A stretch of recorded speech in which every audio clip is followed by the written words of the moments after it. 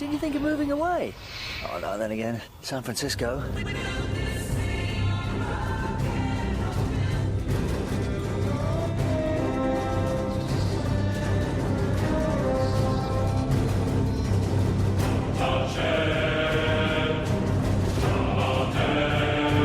At last, the cult of Frisco!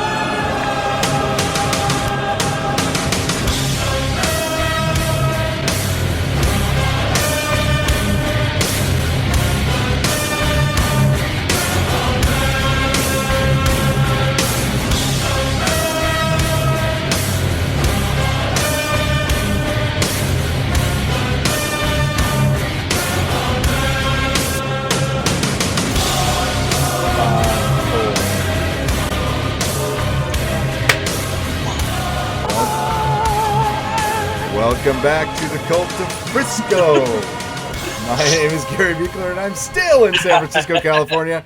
And I'm with my best friend, Harry Maldonado, who is still in Brooklyn. Still in Brooklyn. What's going on around here? When are you going to have like a New York accent? That was a terrible. I'll never do that again. I'm sorry. Oh my god, that's racist. It wasn't. At least I didn't go, "What's up, ese?" Órale, vato. Even when I do that, it sounds funny. I know. Hey, you know what? Your mom posts like crazy on Facebook, by the way. Yes, I know. I think about it. She is so freaking cute. You know those memory apps, or it's not a memory app, but you know those moments that pop up that says like where it will give you I guess your stories from that day from last year, 2 years ago, 3 years ago, 4 years ago. So you can tell when certain people are like, oh, I've been friends with you on Facebook for 3 years, or it'll be certain things. So the ones from the last couple of days have just been yeah, I don't want to relive a lot of those memories from 2 years ago. So can we just glance over them Facebook? Thanks. But yeah, no, my mom goes insane with his pictures. I love your mom. That's my mama. That's my mama. Your mama's the best. I hope she's listening. Hi, Mom. I miss you. Okay, so she'll be like, I don't know what you guys talk about. It just sounds like gibberish. It is. It really is. It is, Mom. It is frontier gibberish. That's what it is. Mm-hmm. So we're back, and there was yet another episode. We're 5 episodes into the season. Can you believe this? I know. It feels like everything's gone by so quickly. I'm like, really, 5 already? Oh my god. You know, I love and I hate the format. You know what? Honestly, October is it feels like we're already halfway through the month. I'm we're already halfway through October. It's I'm gonna blink and the year's gonna be over. It's just it's just everything's going by too quickly. Do you have your Halloween costume ready?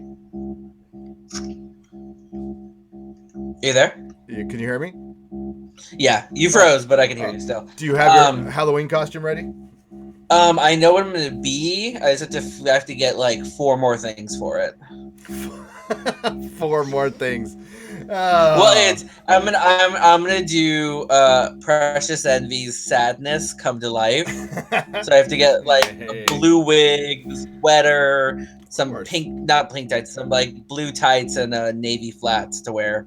Because I have the skirt already, so I just have to get and I figured what makeup I'm doing. I'm not gonna go full on blue face, but it's gonna be blue eyeshadows, blue lips, some little blue highlights, and there goes my computer. Yay! Oh, bye bye. Break time. All right, we're gonna pause this until his computer comes back. Resume. And we were just starting out talking about the wonderful episode. Wonderful, pure Doctor Who episode, The Girl Who Died. Harry, what did you think? Oh my god, I didn't think I was gonna like it based on the trailer. It was totally not what I was expecting.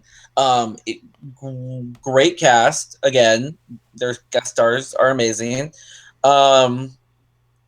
It was just it was a very good how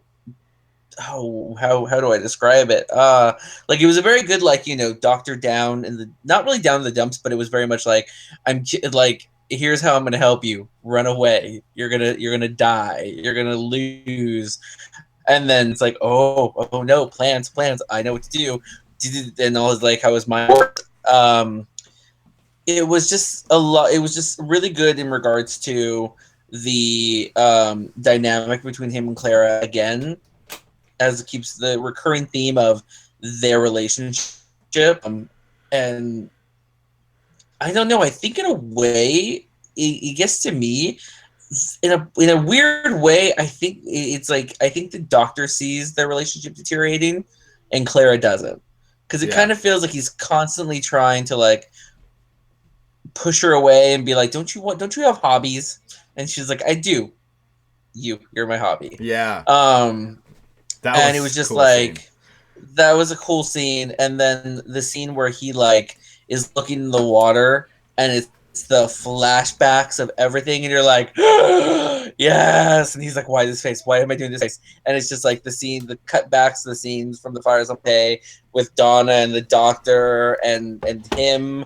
It was like, oh my god, it was so good. It was so good. And then it ends with like when he's like, I saved her. She's gonna pretty much live forever. You know, immortality sucks, pretty much, and she's gonna want to spend her life with someone.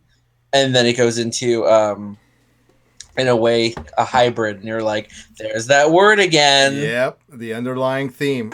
Yes, that episode was. It's hard to describe why I liked it so much. You know what? It was very Hitchhiker-like. If you're a fan of Hitchhiker, it had kind of the goofy villain. Who there was still some stakes in it though, like stakes as in, like there was life or death, and you did feel they were evil. I mean, what they were doing was nasty. It was evil. It was nasty. Yeah, exactly. So it in this, you know, people in this little episode, and it was a little episode, they managed to mix in Odin, Norse gods, Odin, Vikings on a spaceship, a Game of Thrones actress who's blowing up, Massie Williams, who's just freaking amazing. She's just freaking amazing. Oh my god, for such a little girl, she is, and she's growing up now, but she's such a great actress. Yeah. And the stakes and just like those robots were so like Vogon looking and old 80s English it was old school Doctor Who. It was really old school Doctor Who, but with some really they reminded me of I'm blanking on their names today. I'm not sure. I'm combining them with something else. The rhinoceros cops. The Jadoon, yes. The Jadoon. That's who they like when they first appeared. That's what they reminded me of in a way, because it was also the mask, and then it had like, you know, the weaponry, except they just didn't talk. Yeah. And then when you did actually get the reveal and see what they were like, completely scary looking aliens. They're the scariest looking aliens. Yeah. It's like, those are fucking scary shit. So the underlying themes in this one, you know, it was pretty obvious that she was going to die because it was called The Girl Who Died. But when she did die, it still hit you. So building up through this episode, again, a great cold open on that one with Clara flying in space and her life being threatened. Yep. And again, the Doctor saving Clara from death. So, I mean, well, I'll get to my thought later. I'm pretty sure Claire's going to die this season. She's already died once. I think she's going to die again. And I don't know how many times you can save Clara from death. Well, didn't she technically die twice? Didn't Souffle Girl / die? Like, didn't she die? Didn't she, like, destroy herself? Yeah, okay, yeah. So, Souffle Girl died. The Victorian Girl died. And then Snowman died. And then Clara has died. And yeah, it's you know, and then we get to the hybrid thing and what they were talking about. Yeah. We assumed you watched the episodes and spoilers, but well, I think this is the fastest we've actually did the podcast about an episode that just airs. I know it is. I mean, it actually aired yesterday. I know, it's like it happened yesterday, kids. Yesterday, and I've seen it twice, and I saw it today. And I finally was able to watch it today. Yeah. So it was really cool. One of my favorite scenes in it when the Vikings go out, she worries about them. So what she does is she makes up little puppets and stuff and reenacts scenes to kind of explain why some might not come back and some do. And the scene where she's in there, they had like Game of Thrones music playing in the background, and like the Arya theme, which was really cool. And it was a good throwback to like a Russell T Davies episode. And I know we talk about that a lot, but those are my favorite. And it was like a good cast of characters. Again, the guy playing her dad was great. And the thing is though, okay, so she dies at the end, and the way they foil they shame the enemy by doing a video of him with it was so good. It was so funny. And they gave him a vision of a really bad CG dragon, and it turns out they were just fighting a big wooden dragon. And they got it all in an iPhone, and they put some Benny Hill music to it, which was pretty funny. And that was the best part. Imagine with Benny Hill music. But that's what was great about this episode was the emotional range. Is you had this really silly. We used plot where they used electric eels, which I'm not even sure is scientifically possible, but I don't give a shit. Neither is a TARDIS. I don't think, anyway. And on this world, it is. And this world, it is. And then after that silly scene where they shame the enemy, and it was a lot like, and I'm forgetting their name now, the Sycorax from the Doctor Who, from Tennant's first episode, the Christmas Invasion, and they're a warrior race that just and they shame them and they send them away, and then she dies, which it was still a sad scene. We knew it was coming, but then we come up to the big reveal, and let's talk about this. Is like the they talk about Capaldi's face. And it was such again what we were just talking about last episode, Harry. It felt kind of throwaway to me. That was my one little. It was used well, but it was a disappointment, right? I mean, I thought it would be something more epic. I was like exactly because because they kept saying they're gonna make a reference to it and like discuss it. I thought they were gonna get like this big old thing of like this whole soul searching moment type of thing, but instead it's him looking into the water. And it's just like he sees the deep breath face, like, when he first woke and where he kept doing the whole, like, why this face, why this face, why this face. And then it, like, cuts to, you see a picture of Tennant, and you're just all like, oh, Tennant, heartbreaking. Oh, then Donna, and you're like, oh, even worse. You're like, even worse. Oh. And then it goes back to the, where he has where the door opens, says, come with me if you want to live, pretty much. And it's like, there's Capaldi's character from Fires of Pompeii. And you're like, and then it's just like, you're like, okay. And then that's what he says, like, I chose this face to remind me to pretty much to remind myself that I have to save people. Yeah. And I was like, really? That okay. It was wanted more. It was I wanted more. I wanted more. It was an epic scene. Like it was epic. It was because it was like you got this build up in the whole episode with the way he was going about it, and you're like with the cuts, and you're like, yes. Oh, okay. Okay, so I would say that was probably the weakest part of the episode because they didn't do, I think, what we wanted them to do with that moment. Yeah, I think we built up our because the episode was still great. I would say the episode is 99.5% great. 0.5 is that build up that I didn't get. It is otherwise. It's up there. It's it's up. Yeah. If you go look at Capaldi's work so far, my favorite episode is probably going to end up being the two-parter opener of this season. But right after that, it's Mummy on the Orient Express and Flatline. Mm-hmm. And this is right in between those. This is like really. They've been giving him some really good, strong writing. Yes. That's the key to Capaldi's run is he has really good dialogue and he has really good, they've given them really good scripts and have surrounded him with amazing people to bounce off of. Oh. Like he has really good interactions with everybody. Well, it just also showcases just how well of an actor he is. Yeah. But excuse me. And they also set up another spin-off if they want. I mean, like they could actually put her. I wouldn't be surprised if she's going to end up. Well, she can't. well, she might be able to because she's got 2 more seasons left of Game of Thrones. But this class offshoot that they're gonna do, they could make her part of it because okay, so what they did was they took a medic ship from this race, I'm forgetting their name now, and the Maya. It was something with an I was like, it's something with an M. Yeah, so and they put it on her forehead, and what it does is it's essentially kind of like it's a Captain Jack chip, and it just heals her. So he made her immortal, which kind of makes up for that little throwaway scene, because I don't know if they're going to ever use this character again, but you saw the origin of an immortal, of another possible epic Doctor Who character, which they, kind of like the Doctor's daughter, who we can imagine lots of fan fiction is going to happen. We can imagine, but it led up to that ending, and that ending scene was fucking rad.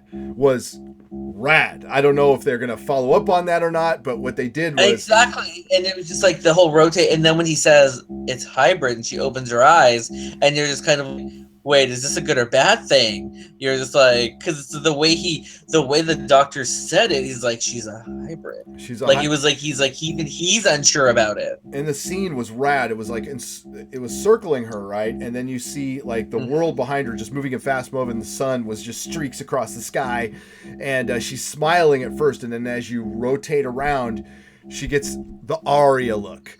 That cold look that Massie Williams can do, and then right behind her it's like an explosion, and it was fucking rad. I'm like, whoa, that was cool. It was like, it ended really well. Well, because when they showed the previews for next episode, they have another young person in the mask, and I'm like, wait, is that her? He's like, because it says to be continued. Oh yeah, it's her. And usually on the single episodes, that's her. So she's in a 2-parter. So this is essentially, it's a 2-parter surrounding her, because the next one's called The Woman Who Lived. And so far what I know of it, and if you guys are a fan of 80s music and all, I was, because I was there, watch the Adamant video, Stand and Deliver, because it's basically a 45-minute episode about that video, and it's about the highway robbers from the 1700s, and they wore masks and awesome colonial uniform. Well, not colonial because it was fucking English, but 1700s English, kind of like I'm forgetting James Marsters uni and Torchwood, the big on the chest and stuff. It looks fucking cool as hell, and I'm a huge Adamant fan, so and I know they're totally going for that theme. If you ever watch that video, it's a pretty awful 80s video, but IO9 was talking about that, and that's what put it in my head. So if they're just trying to underline, I don't know if we're going to see Massie Williams the rest of the season, but we're definitely over just these two. What the underlying theme is why did we now know what it is, and we're going to find out why the Doctor left Gallifrey in the first place. And 50 years of a character, and we still know so little about him. We don't know any of his kids. We don't know we know one of his wives. We don't know why he left Gallifrey. We don't know what his name is, but it's cool because I hope they do the why he left Gallifrey thing right. I hope they and it's due to the prophecy. I'm also hoping that's like, because he's supposed to also have a standalone episode by himself. So I'm hoping maybe that's going to be the true origin of the Doctor, is him by himself. And that's all you get, why he left Gallifrey. Why did he run away? What made him be the madman in the box? And he took his granddaughter with him, Yeah, that's going to be exciting, and that is to me just as exciting as possibly knowing something about the Doctor's name. And even though they didn't deliver on that, I think they did deliver. They did deliver. I thought that was great. That the minute he speaks his name, Gallifrey knows it's safe to come out, and that's still out there, guys. There's still little plot things dangling in the air. Well, also too, when this episode, when the episode finally started with them on the ground, Clara says, what does she say? It's pretty much like, what are the rules? You always say there are things you can and can't do, but it's like, what exactly are the rules? And it seems like that's what he did. He was trying to be like, it's like, we can't do this. We can't do this. We, set things in place. And then it was like, screw it, we're saving her. Yep. And then you're just kind of like, okay. And that's where he's very much like, there could be a backlash to this. Like, that I could have actually did the wrong thing by keeping her alive. Especially, it wasn't that he healed her. No, he made her immortal.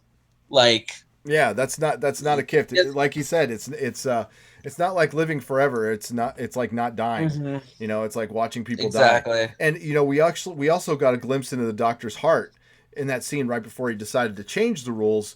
And he finally spoke. He doesn't speak about this much. He's all, you know, when I see those big eyes of yours, Clara, and your bravery, and I know there'll be a time where, when I think about it, it'll be so painful, it'll make me sick. It'll make me want, and that's why he's all, and then I'll get back in my box and I'll run away like I always do. I run from the pain. So he does kind of talk about what he's running from, and it's running from pain. Well, and you also, the thing is, you also get that at the start of every season. Rose, the next time you see him, it was the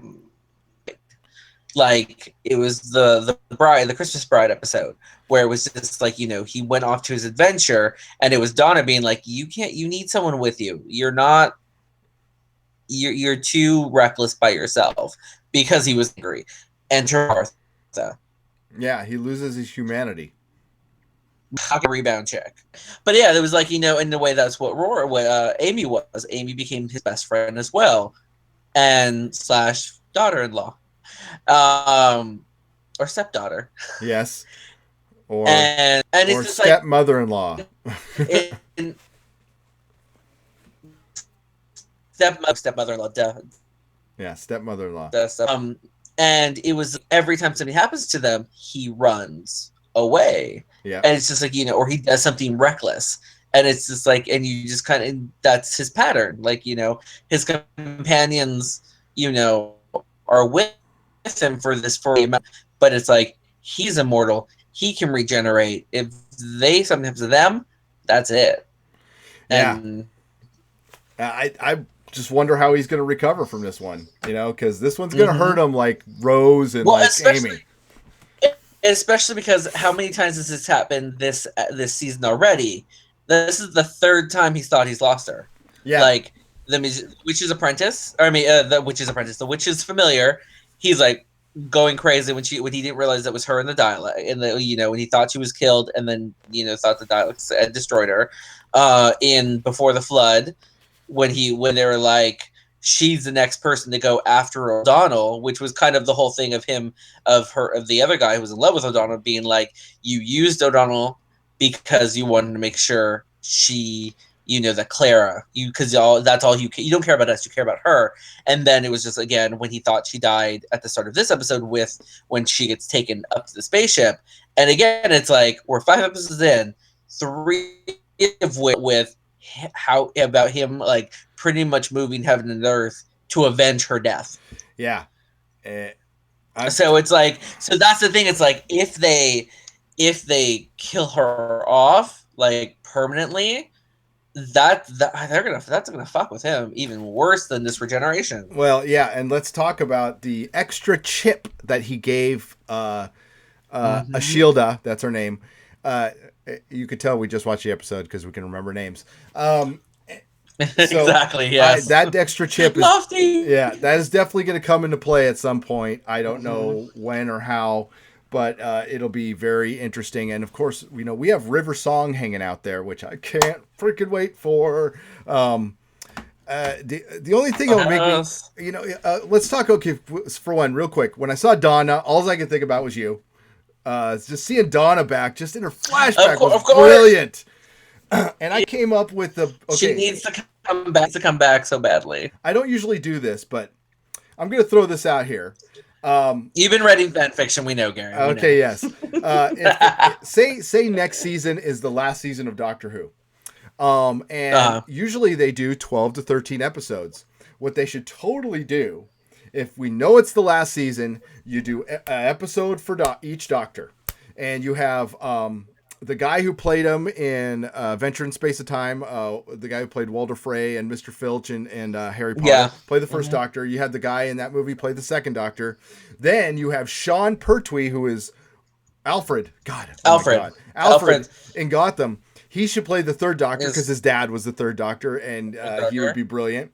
And then you Mhm. somehow bring Tom Baker back. You do an episode for each, and the other guys after Tom Baker, you can have the real guys come back. You know, they'll look a little older. Well, so what? you can do you can do an episode, or you can do where they just special effects where they de-age them. Oh yeah, So it's which the same. they can So it's totally them do acting, now. but they're all de-aged. Yeah. Yep, and then you could bring, Tennant back. do it. Because every time, like you said, when I see Tennant on the screen, it still hurts. It's like, God, there was more Doctor left in you. There was so much more Doctor left in you. It was Where I feel Matt Smith left at the right time, although I wouldn't complain to see him come back. I felt like Tennant could have gone like Baker. I think he could have, if you look at Tom Baker's episode, they don't get old. I mean, he just decided to leave at the right time, but he was already in 8 years. I mean, he was a great Doctor. Well, I also think Tom Baker, whenever I catch an episode of his, it always does feel like he was there. He had an arrogance about him. Yes. That was kind of like, I don't know if I could have put up with you for 8 years. Oh my God. But it's like, but for our generation, that group that saw Doctor Who on like PD's early 90s, that was the Doctor that everyone saw. Yeah. Everyone's most familiar with Tom Baker because it's also the scarf is iconic. Yeah. As much as for when you think of the TARDIS, people remember the scarf more than anything else.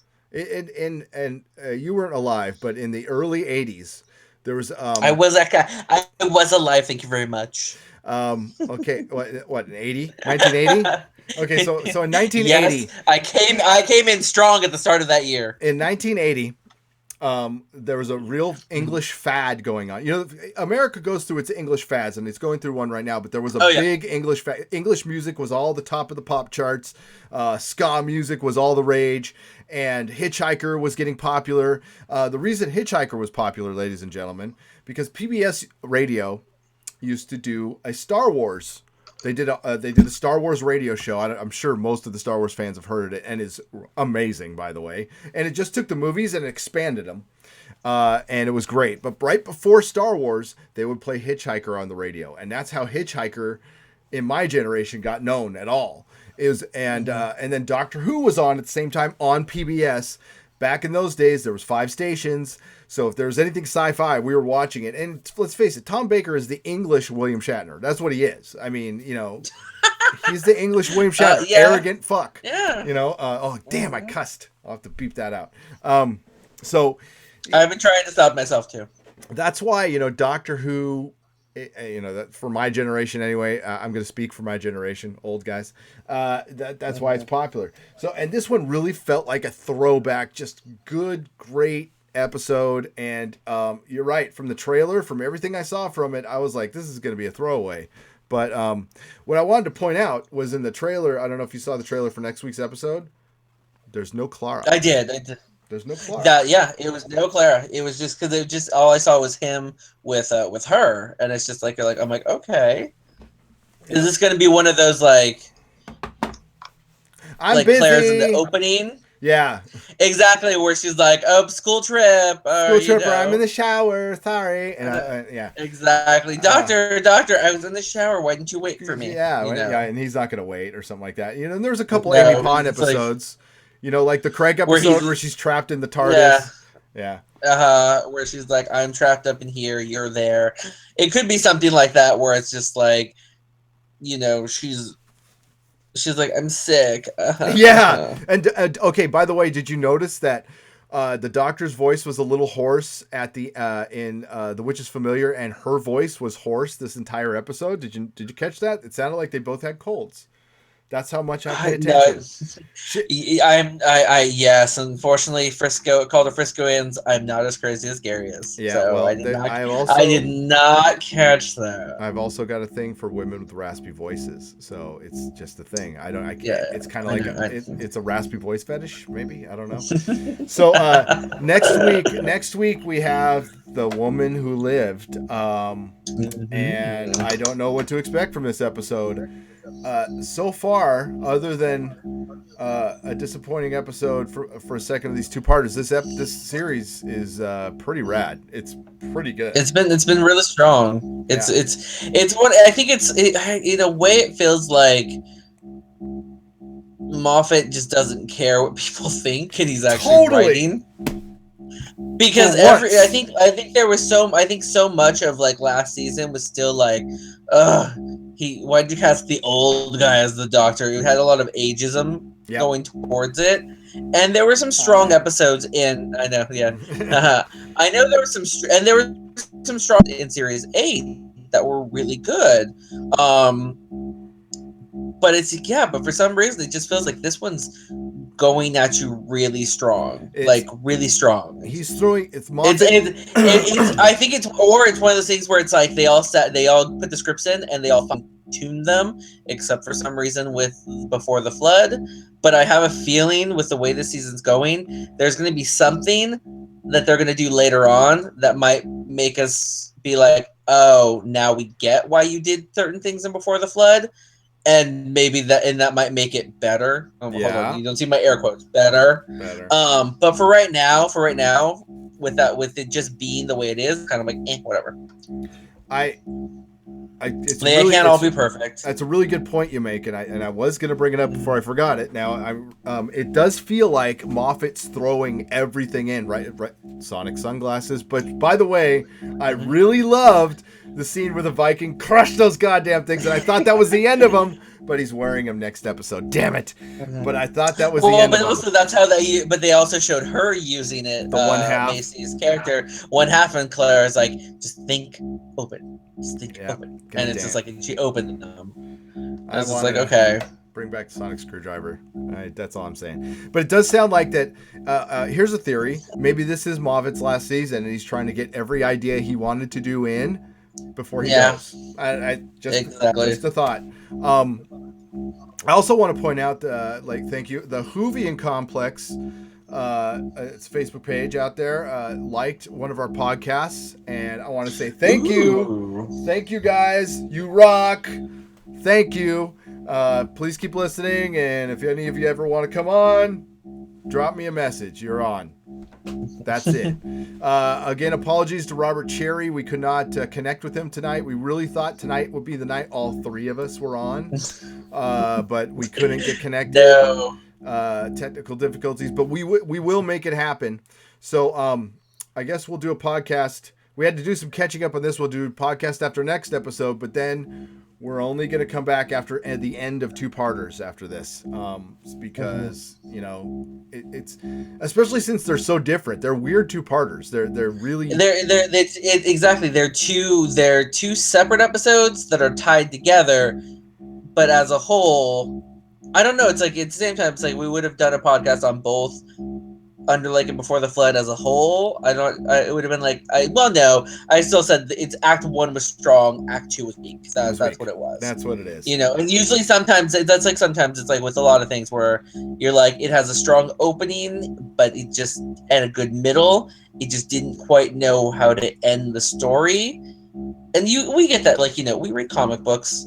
A lot of times they're like, they have a strong beginning, great middle issues, but that final issue, you're like, this is how it ended. Most of the time. This is what I've been most of the time. Exactly, you're like, when like, all right, fine. You got to have stakes in it. Like when you have just to get into comics. If anybody wonders why that happens so much, is because you have to keep them going. If you didn't have to keep them going, you could have epic endings. But when you kill a Captain America, spoiler warning, you bring them back. You got to bring them back. Yep. So, all right. On that note, Harry, we made it. Your computer did not overheat again. We made it. And just once. Just once. Right between the two. Not during this time. And we'll see you guys. We'll see you guys after The Woman Who Lived, which sounds way more positive than The Girl Who Died. I'm just saying. But great episode. Well done. Well, you know how they love those episodes. The Girl by the Fireplace. Oh, I know. The girl who waited. It's just like The girl who You know wanted how they more. love to do those little things. Yeah. Exactly. The girl in the kitchen. Oh, sorry. I'm just kidding. I'm just kidding. Your wife's gonna kick you. Oh, she's gonna put my ass in the kitchen. That's where I belong. That's right. Exactly. The welcome to Cult of Frisco, aka the man in the kitchen. The man in the kitchen. Didn't you think you moved away? Then again, All right. San Francisco. Peace out, Harry. All right, Gary. Give hugs to Mel and Logan for me. Bye, Whovians. And hug your roommates for All me. At last, the Cult of Frisco.